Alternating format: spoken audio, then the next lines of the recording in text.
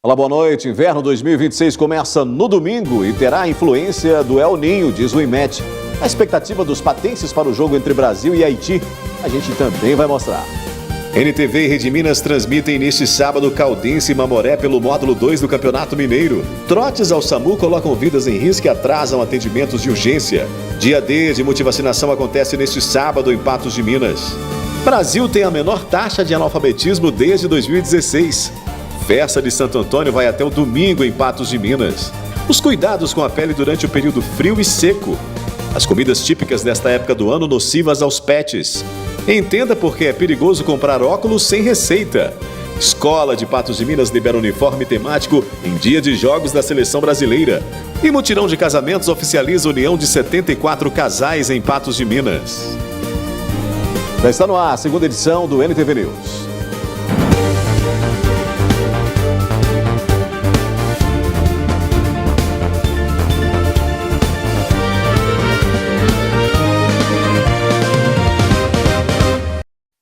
A gente começa falando dos trotes telefônicos ao SAMU, que continuam sendo um problema preocupante. As chamadas falsas ocupam linhas de atendimento e atrapalham o socorro de casos reais. Uma ligação para o SAMU pode representar a diferença entre a vida e a morte. Mas enquanto profissionais trabalham para atender ocorrências reais, parte das chamadas recebidas ainda é formada por trotes. Em Patos de Minas, o SAMU registrou 181 ligações falsas ao longo de 2025. Em 2026, até o dia 18 de junho, já foram contabilizadas 152 trotes. Os números mostram que o problema continua frequente e exige atenção. A situação também preocupa em toda a região atendida pelo CIS Reuno, responsável pelo SAMU regional. Em 2025, foram registradas 1.462 chamados considerados trotes. Neste ano, até o momento, já são 715 ocorrências. A gente teve um aumento considerável, dos números de trotes desse último ano para cá. Tá? Isso é uma coisa que impacta muito no serviço, O serviço do SAMU é um serviço de urgência e emergência, então é um serviço sério, um serviço que muitas pessoas realmente estão precisando. E a gente, quando atende um telefonema, a gente acredita no que nos é dito, Então, a história que o paciente contar para a gente é a história que a gente vai acreditar. E muitas dessas vezes, as pessoas, às vezes por uma brincadeira de mau gosto, acabam passando trote para a gente. Além dos impactos operacionais, os trotes podem gerar consequências legais para os responsáveis. Dependendo do caso, a prática pode resultar em uma responsabilização civil e criminal. Quando os autores são crianças ou adolescentes, os pais ou responsáveis também podem ser chamados a responder pelos atos. Então, numa brincadeira dessa, uma pessoa pode morrer, porque uma ambulância nossa está indo em uma ocorrência de trote. Tudo cabe o momento, E eu acho que o SAMU, que o Corpo de Bombeiros, que esse tipo de serviço, Polícia Militar, é um serviço que a gente tem que ter um pouco de consciência quanto a essas brincadeiras de mau gosto. O SAMU reforça que o número 192 deve ser utilizado exclusivamente para situações reais de urgência e emergência. A orientação é para que a população faça uso consciente do serviço e ajude a preservar um recurso essencial para salvar vidas. O nosso serviço é um serviço que engloba vários municípios, Então, esses trotes acontecem das mais variadas cidades, Crianças, até adultos mesmo, fazem esse tipo de brincadeira de mau gosto. E isso impacta seriamente, no serviço e no atendimento a pessoas que realmente estão necessitando no momento. Situações de real urgência, Então, acidente automobilístico, suspeitas de AVC, suspeitas de infarto, 192. Um absurdo que nem deveria acontecer mais, Uma coisa tão antiga que atrapalha tanto um serviço como esse. Mas vamos mudar de assunto, porque amanhã acontece em Patos de Minas o dia D de multivacinação. Uma oportunidade para colocar a caderneta de vacinação em dia. Neste sábado, dia 20 de junho, dia D de multivacinação. Lília, onde encontra essas vacinas? Vai estar todas disponíveis também? Isso, a gente está nesse mês, durante todo esse mês na campanha de multivacinação, com ênfase no dia D, que é amanhã, dia 20. Todas as unidades básicas de saúde vão estar abertas de 8 horas às 15h30 e o Vacimóvel vai estar lá na Praça do Coreto. Essa campanha não tem uma única vacina em ênfase, né? Como, por exemplo, a campanha da influenza. Vai avaliar os cartões e a vacina que estiver atrasada vai ser administrada. A campanha, ela é, teoricamente, para adolescentes até 15 anos, mas nada impede que qualquer pessoa que deseja se imunizar procure as unidades de saúde em qualquer faixa etária. A gente sabe que tem muita pessoa adulta que tem dificuldade de procurar as unidades em dias e horários comerciais, então é uma oportunidade para estar atualizando o cartão com a influenza, ou Covid, ou qualquer outra vacina que faça parte do calendário vacinal do adulto também. Também tem uma carreata amanhã que sai do galpão do produtor 8h30. Isso, a gente está organizando uma carreata alusiva a esse tema, né, com os personagens do Zé Gotinha, que vai sair da Feira do Produtor às 8h30, percorrer as unidades do Lagoa Grande, André Luiz, Geraldo Rezende e encerrar lá na Praça do Coreto. Ressaltar a importância da vacina e também uma novidade aí para as crianças de 4 anos que tiver as vacinas todas em dia. A vacinação é de extrema importância, visto que a gente sabe que para várias doenças a melhor forma de prevenção é a imunização. E para algumas doenças até a única forma de prevenção é a vacinação. E a novidade que a gente tem é que a gente vai lançar um projeto amanhã também, denominado de Zezinho Gotinha, que é a distribuição de uma pelúcia do Zé Gotinha para as crianças de 4 anos que tiverem com a caderneta em dia. A seguir, Brasil tem a menor taxa de analfabetos desde 2016. Você vai ver que a festa de Santo Antônio vai até o próximo domingo em Patos de Minas.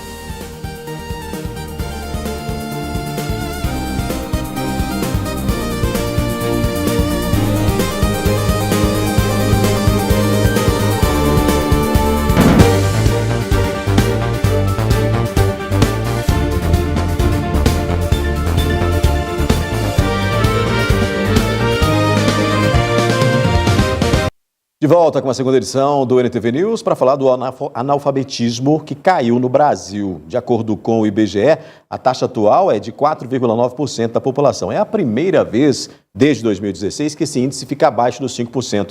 O levantamento mostra também que, apesar dos desafios, os brasileiros estão tendo mais acesso à escola, do ensino infantil à faculdade.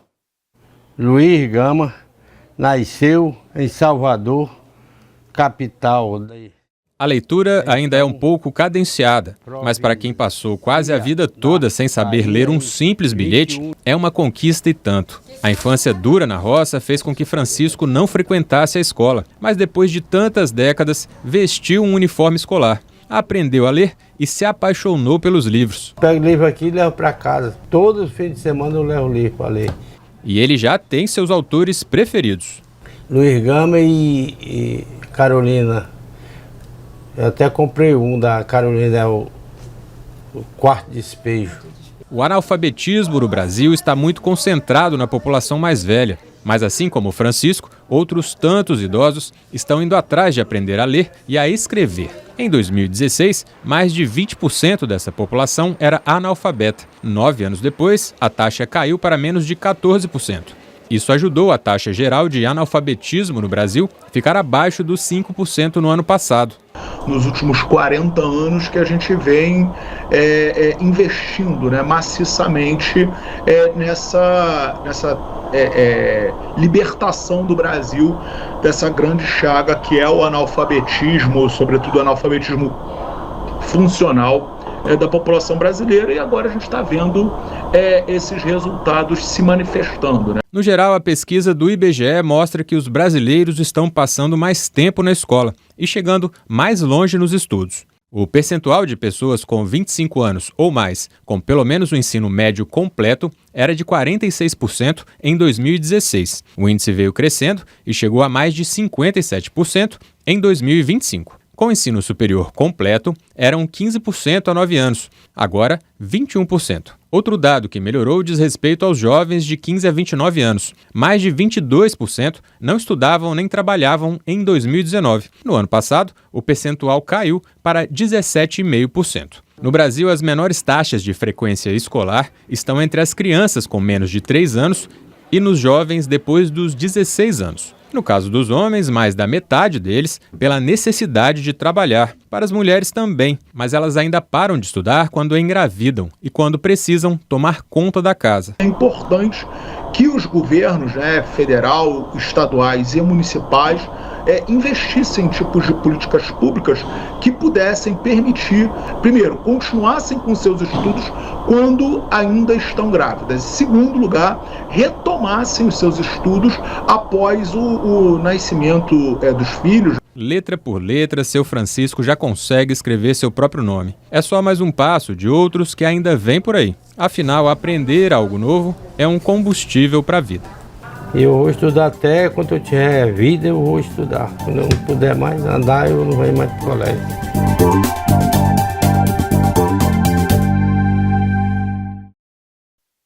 Muito bom, né? Educação é o caminho. Os tradicionais festejos em louvor a Santo Antônio, padroeiro de Patos de Minas, seguem até o próximo domingo, movimentando as praças da Avenida Getúlio Vargas. Luzes coloridas, bandeirinhas, comidas típicas e muita animação. A quermesse de Santo Antônio chega à reta final, mantendo viva a tradição que atravessa gerações em Patos de Minas. Realizada na Avenida Getúlio Vargas, a festa reúne diariamente centenas de pessoas em um ambiente que mistura religiosidade, cultura popular e convivência comunitária. É uma alegria festejarmos Santo Antônio, padroeiro da nossa cidade. E aqui nós temos tido na frente da catedral as barraquinhas, serão 10 dias, né? Começávamos no final de semana passado e iremos até o próximo domingo. E no dia 21, toda a programação normal de celebrações, né? Às 7, às 10, às 16 horas. A partir da celebração das 16, as barraquinhas já funcionam e a celebração das 18. Mas eu digo do domingo porque é no domingo que vai acontecer o sorteio do Fusca, né? A rifa do Fusca, né? A gente aí é ansioso para saber quem que é o sortudo que vai levar esse Fusca para casa e também o rei e rainha, né, da festa de Santo Antônio, dos meninos da catequese. Entre os destaques estão as tradicionais barraquinhas de quermesse, que oferecem pratos típicos muito procurados pelo público, como canjica, pastel, feijão tropeiro e o macarrão. Além da gastronomia, a decoração especial chama a atenção de quem passa pelo local, com diversos espaços instagramáveis. E para fechar com chave de ouro, o tradicional bingo também acontece diariamente. As barraquinhas continuam funcionando. E aqui nós temos, além de bingo, né, de toda a confraternização, deliciosas comidas, né? Pastel, caldo de feijão, canjica, cachorro-quente, macarrão. É uma oportunidade para você vir participar com sua família. A celebração também reforça a importância de Santo Antônio para a identidade do município. Padroeiro de Patos de Minas, o santo está diretamente ligado à história da cidade e continua sendo um símbolo de devoção para milhares de fiéis. A programação segue até o dia 21 de junho, com missas, movimentação das barracas e atrações para toda a família. Antes de cada dia, nós temos a celebração às 19 horas. Então, às 19 horas, tem sempre vindo algum celebrante de outra paróquia, de outra cidade. Nós teremos Padre Sebastião Paulino, irá rezar conosco. No sábado, uma presença especial de Dom Antônio Carlos, que já foi padre aqui no nosso clero e hoje é bispo lá em Oliveira. E no domingo teremos o último dia aí de celebrações com o Monsenhor Leandro presidindo a missa da noite. Venha participar, faça presença nessa experiência marcante de fé, devoção e principalmente de comemoração em louvor a Santo Antônio. A seguir, os cuidados com a pele durante o período frio e seco. E ainda, você vai ver que o inverno de 2026 começa neste domingo e terá a influência do El Niño, é o que diz o IMET.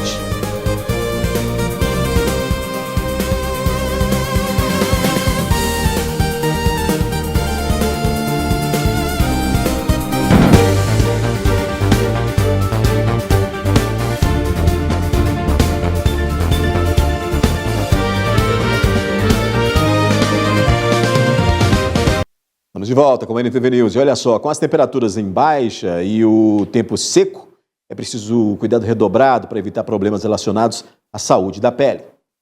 Frio, vento seco e baixa umidade do ar. A combinação típica desta época do ano afeta diretamente a barreira de proteção natural da pele. Com menos água retida nas camadas superficiais, o resultado é ressecamento, que pode causar descamação, coceira e até pequenas fissuras. Nesse tempo frio, a umidade do ar cai muito e pelo tempo seco, a pele acaba ficando muito ressecada também. E também nós temos os hábitos modificados em relação aos banhos. Nós vamos usar água mais quente, às vezes ficar um pouco mais de tempo no banho, esquentando. E a água quente, a bucha, o sabonete ajudam também no ressecamento da pele. Então, a consequência principal é o ressecamento difuso. A hidratação é considerada uma das principais aliadas da saúde da pele durante o inverno. Além do uso de cremes hidratantes, especialistas reforçam a importância de manter o consumo regular de água, mesmo quando a sensação de sede diminuiu por causa das temperaturas mais baixas. A prevenção é a utilização dos hidratantes. E também a correção da temperatura da água no banho, não precisa tomar banho frio, mas tomar um banho mais morno e um banho mais rápido do que o habitual, para não deixar a pele ficar em contato com essa água quente por muito tempo. Não usar bucha na hora do banho. Existem também os óleos que podem ser utilizados durante o banho, então tomar banho com óleo ao invés de sabonetes muito adstringentes. E logo em seguida do banho, utilizar um creme hidratante, se possível, com uma consistência um pouco mais grossa. Não usar as loções que são muito líquidas, usar os cremes.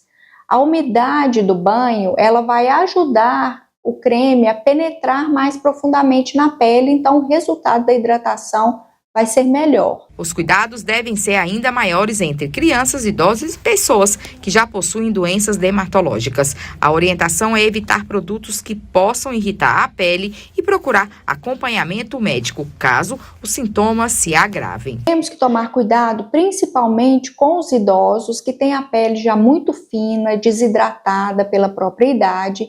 E é muito frequente o aparecimento das dermatites pela pele seca nas regiões das pernas e dos braços, com mais frequência. Então, outra doença que costuma piorar muito nessa época do ano é a psoríase, porque é uma doença também onde as placas são mais secas. A dermatite atópica, que tem muita relação com a hidratação da pele, então tudo que faz ressecar a pele faz piorar a dermatite atópica, principalmente na infância, naquelas crianças que têm uma manifestação mais intensa. A gente continua falando disso, né? A estação mais fria do ano terá início oficialmente neste 21 de junho, domingo, às 5h24 e se estenderá até o dia 22 de setembro. Climatologicamente, o inverno no Brasil é caracterizado pela redução significativa das chuvas nas regiões Sudeste, Centro-Oeste e em partes do Norte e do Nordeste. De acordo com os boletins meteorológicos, a diminuição das chuvas na maior parte do território nacional está associada à persistência de massas de ar seco, que reduzem a umidade relativa do ar e dificultam a formação de precipitação. O cenário é propício para a ocorrência de propagação de queimadas e incêndios florestais, além de agravar doenças respiratórias e outros impactos à saúde da população. O inverno brasileiro também é marcado por incursões de massas de ar frio provenientes do sul do continente, que provocam queda acentuada nas temperaturas. Na região sudeste, as previsões indicam chuvas próximas à média climatológica em Minas Gerais. As projeções probabilísticas dos modelos climáticos indicam que o trimestre julho, agosto e setembro deverá transcorrer sob a influência do fenômeno El Niño. Diante desse cenário, meteorologistas alertam para a necessidade de monitoramento contínuo das condições observadas e atualização frequente das previsões climáticas, especialmente para as principais regiões produtoras do país, que podem sofrer impactos diretos na produção agrícola em função do comportamento atípico das chuvas e temperaturas. Então vamos saber como é que fica o tempo neste fim de semana com a transição entre o fim do outono e o início do inverno.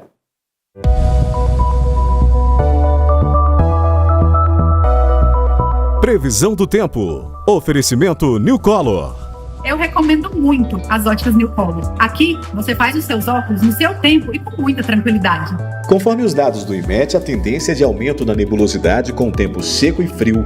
A umidade relativa do ar registra 30%. Neste sábado, em Patos de Minas, mínima de 12 e máxima de 26 graus. E no domingo, variam de 13 a 27.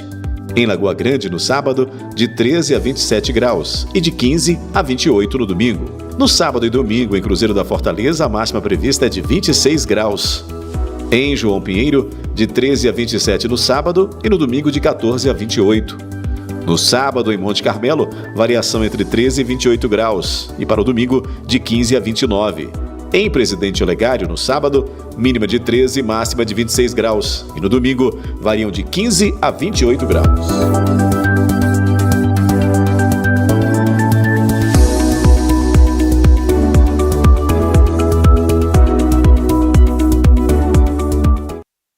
A gente faz um rápido intervalo e a seguir você vai ver as comidas típicas desta época do ano, nocivas aos pets. E entenda por que é perigoso comprar óculos sem receita.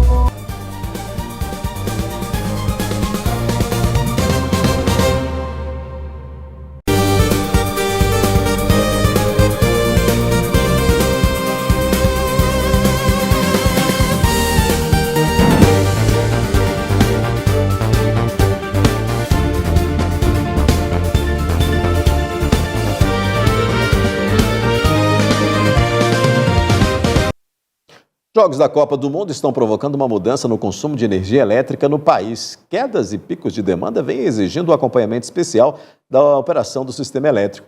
É o que você confere na reportagem. A seleção brasileira estreou a Copa do Mundo em pleno sábado.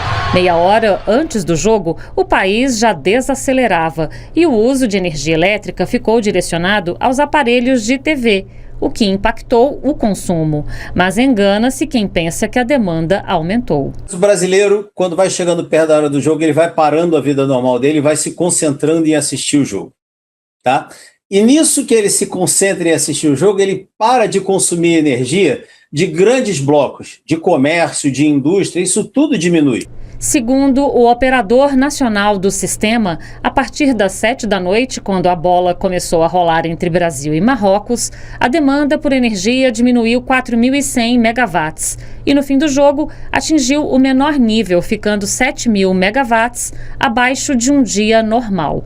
No intervalo, o ONS verificou nova subida.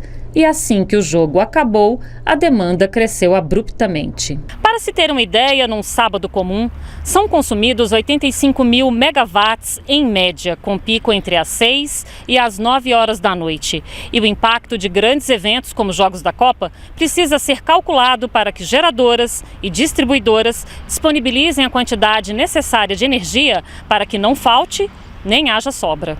Por isso que é importante o ONS e todos os geradores de energia, eles também assistem o jogo, até para saber quantos minutos de acréscimo o árbitro vai dar, para quando vê que acabou o jogo, eles instantaneamente ligam todos os geradores, porque sabem que centenas de milhões de pessoas vão ligar uma lâmpada, ou acionar um micro-ondas, ou chamar um elevador ao mesmo tempo. E a energia que está lá em cima também é a do torcedor. Pro jogo de amanhã mesmo a gente contratou um buffet e vai ser muito bom, porque o Brasil ganhando buffet, a resenha, churrasco e algo para tomar é a melhor forma para o brasileiro, né?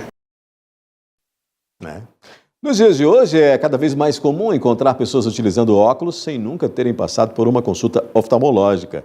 Esse costume perigoso coloca em risco a saúde dos olhos. A busca por economia ou por um acessório que complemente o visual tem levado muitas pessoas a adquirirem óculos de grau sem prescrição médica e óculos escuros sem certificação de qualidade.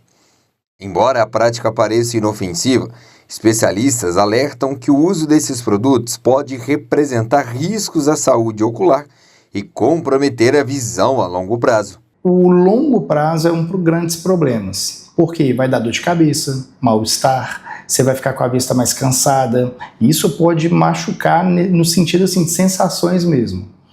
Outra coisa que acontece, principalmente em óculos escuros, você pega um óculos escuro de camelô e ele não tem uma proteção UV, né, que é a ultravioleta, adequada. Ele vai deixar mais escuro ali perto dos olhos. Então a pupila dilata, porque quando a gente está no escuro a pupila dilata. Entra mais raios solares lá dentro do olho, mas sem a proteção ultravioleta, o raio ultravioleta ele vai machucar a retina, que é lá no fundo do olho. Então você pode ter lesões causadas pelo raio ultravioleta lá no fundo do olho. No caso dos óculos de grau, a utilização de lentes sem uma avaliação oftalmológica adequada pode causar desconfortos visuais, dores de cabeça, tonturas e dificuldades de foco. Além disso, o uso de uma correção inadequada pode mascarar ou até agravar problemas oculares já existentes, atrasando o diagnóstico e o tratamento corretos. Já os óculos escuros exigem atenção especial quanto à procedência e à certificação das lentes.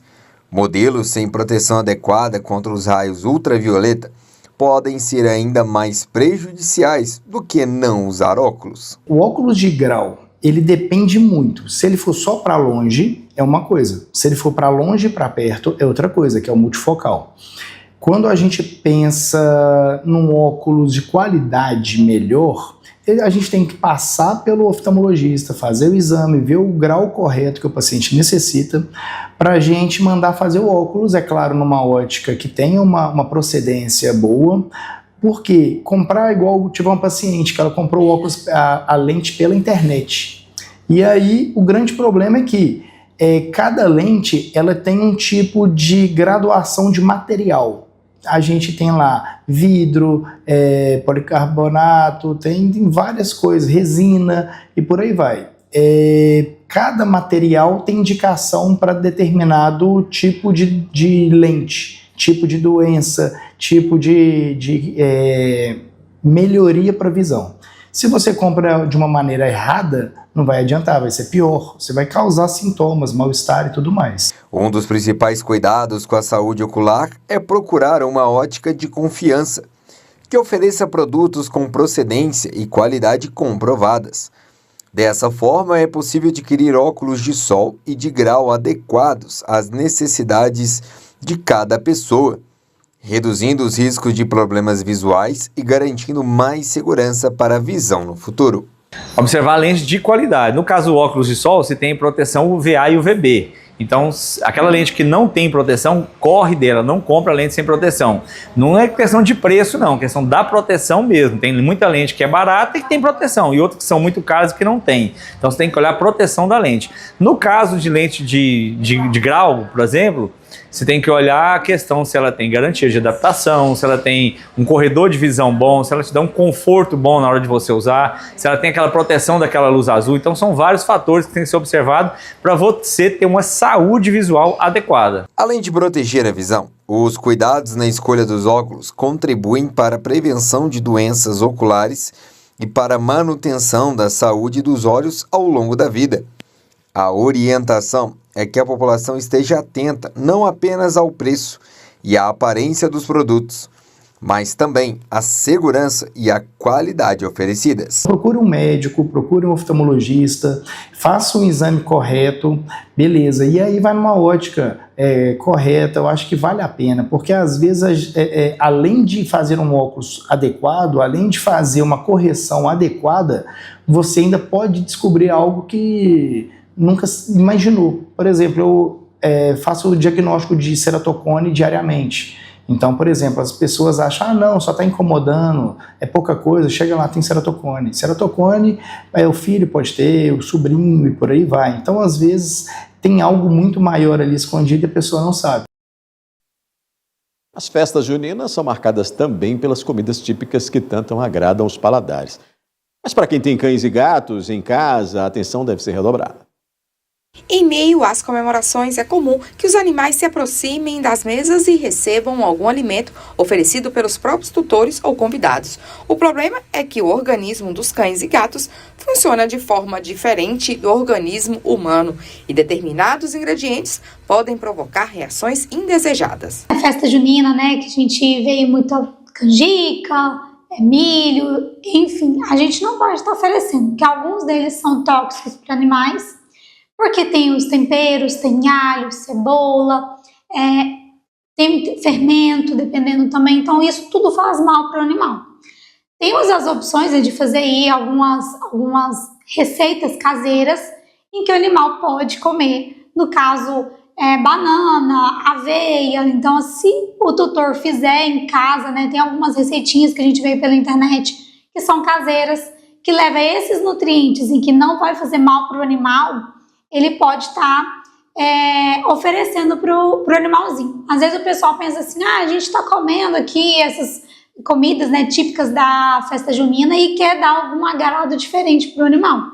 Então a gente tem essas opções de fazer essas receitas, né, em casa mesmo, que leva esses nutrientes que o animal pode estar ingerindo. A orientação dos especialistas é evitar oferecer qualquer alimento sem ter certeza de que ele é seguro para os pets. Outro cuidado importante é manter pratos, travessas e restos de comida fora do alcance dos animais, principalmente durante reuniões e confraternizações, quando a circulação de pessoas aumenta e a supervisão pode ficar mais difícil. Às vezes o pessoal deixa a mesa posta e a gente sabe que o animal pode subir, tentar pegar essa comida ali também e, inclusive, a gente deixar cair pedaços, né, desses alimentos e a gente sabe que eles podem fazer mal, principalmente por questão de tempero, canela também faz mal, cebola e às vezes o pessoal também oferece pipoca, né, e a pipoca ela tem o tempero ali também e o animal não pode estar comendo esse tipo de alimento. Além da alimentação, outra preocupação nesta época do ano são os fogos de artifício. O barulho intenso pode provocar medo, ansiedade e estresse em cães e gatos. Para os animais, a gente tem, né, disponível algumas medicações, inclusive naturais, que fazem um efeito muito benéfico para o animal, para o sentido de ansiedade, de medo que esse animal vai sentir. Então, a gente tem vários, só o tutor procurar, né, o médico de confiança, para ver quais medicamentos ele pode estar utilizando nesses animais. Lembrando que a gente às vezes recebe muito na clínica, né, o tutor procurando medicação sedativa. E o sedativo, pessoal, ele não é seguro para a gente utilizar, porque se o animal tiver algum problema de saúde, cardíaco ou algo nesse sentido, esse medicamento pode levar o animal em óbito. Então a gente preconiza o uso de medicações aí que são naturais, que não tem contraindicação, o animal não vai ficar sedado, então a gente só vai mesmo ajudar na questão da ansiedade desse animalzinho. A seguir, NTV e Rede Minas transmitem neste sábado, amanhã, em Caldense e Mamoré, pelo módulo 2 do Campeonato Mineiro. A gente fala da expectativa do patense para o jogo entre Brasil e Haiti, que acontece hoje, e ainda mutirão de casamentos oficializa a união de 74 casais em Patos de Minas.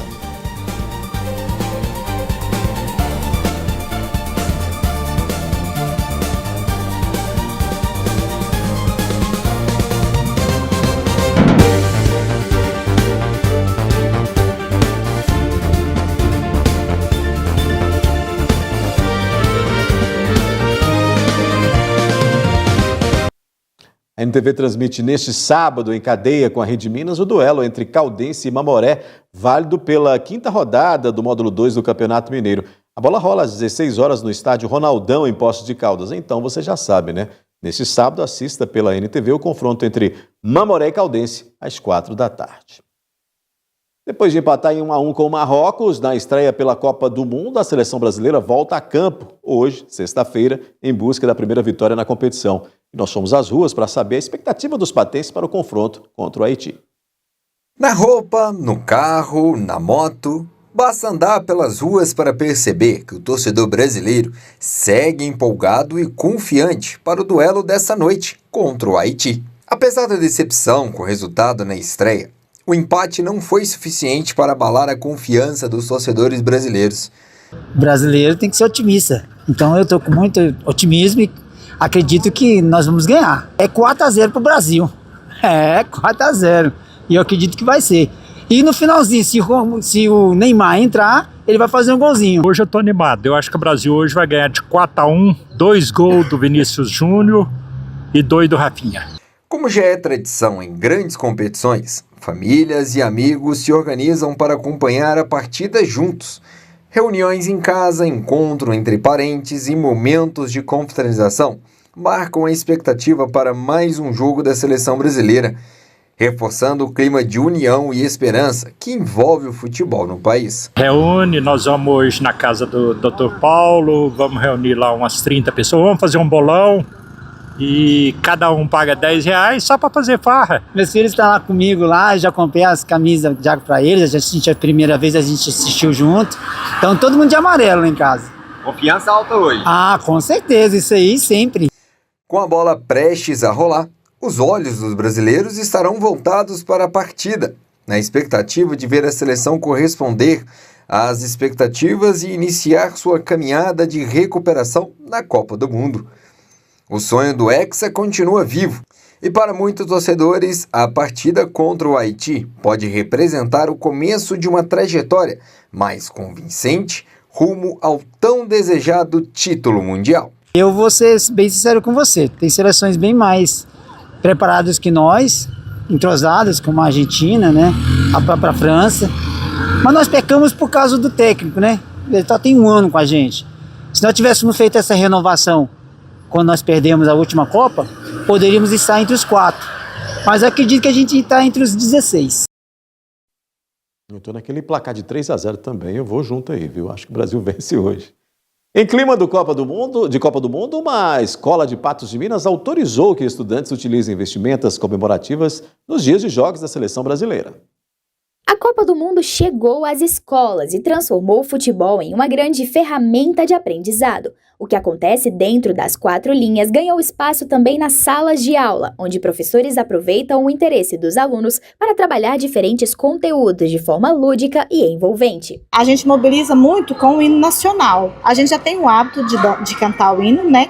Então, nos dias de jogos, a gente canta o hino antes da aula, né? E libera as crianças para que elas possam vir com a camiseta da Copa, né? Com a camiseta do Brasil. As atividades vão muito além da torcida pelo Brasil. Os estudantes pesquisam sobre cultura, geografia e os costumes dos países participantes, produzem trabalhos artísticos, confeccionam bandeiras e aprendem sobre a história da competição. Em alguns dias, a Copa também serve de inspiração para exercícios de matemática, leitura e produções textuais. Nós incluímos a Copa do Mundo, né, dentro da matéria a ser trabalhada em sala de aula. Nós trabalhamos substantivos, trabalhamos matemática, multiplicação, usando as seleções para multiplicar quem fez mais pontos, quem fez menos pontos, né? E assim passar de fase. E o álbum, né? Eu tive a ideia de fazer para os alunos, porque muitos alunos talvez não tenham condições de comprar o álbum próprio da Copa. Então eu pedi autorização aos pais, né? A dona Martinha, que é a diretora, autorizou, fez, né? Todos assinaram, autorizando cada aluno ter a foto do seu colega no álbum. Para as crianças, a experiência é uma mistura de aprendizado e diversão. A expectativa pelos jogos da seleção aumenta o interesse pelas atividades e torna o ambiente escolar ainda mais dinâmico. Bem legal, que eu gostei bastante sobre a repescagem, sobre saber sobre a repescagem e outras coisas. Você acha interessante e importante? Sobre a Copa. Você gosta de futebol? Gosto. Muito legal, muito divertido. Pelos jogadores e os nomes dele e pelo álbum também. E o que você tem nesse álbum aí? Mostra o álbum pra gente. Tem esses jogadores aqui. Tá assistindo os jogos? Tá torcendo muito pro Brasil? O Brasil vai ganhar de quanto hoje? 3. E quem é seu jogador preferido? Neymar. Eu acho que o Brasil vai ganhar de 2-1 ou vai empatar. E o que você aprendeu aqui na escola que você conta em casa, conta pra todo mundo? O álbum. E o que tem nesse álbum? Nosso álbum tem desenhos para colorir, tem a Copa da Leitura, tem um desenho e os craques da sala e outro desenho que eu ainda não colori. Não coloriu ainda, mas vai colorir? Sim. E enquanto os torcedores mirins sonham com mais um título mundial para o Brasil, também acumulam conhecimentos que vão muito além do resultado dentro de campo. Uma prova de que quando educação e diversão jogam no mesmo time, quem sai ganhando é o aprendizado. De muita alegria, né? As crianças, as meninas, elas vêm com os cabelos, né, arrumados, pintadas, né? Os meninos também. Então é um momento de alegria mesmo e de torcida.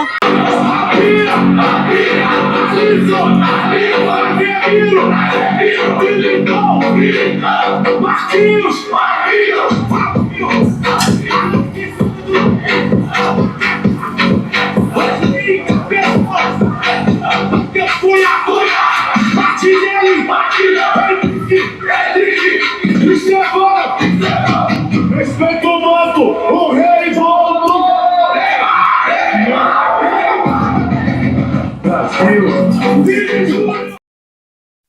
Garotada animada, né?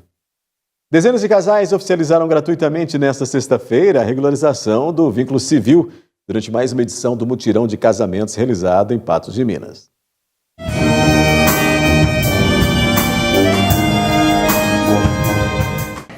crianças, sorrisos e lágrimas de felicidade, 74 casais viveram um dos momentos mais marcantes de suas histórias. O mutirão de casamentos transformou sonhos antigos em realidade e reuniu famílias inteiras para celebrar o amor.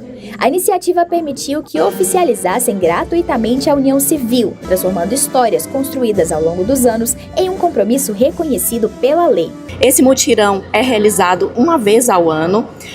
Durante todo o ano a gente realiza esse procedimento, mas essa celebração ecumênica, linda, contando esse ano com 50 casais participantes da celebração, mas 74 casais participaram do mutirão. Alguns não quiseram participar da celebração.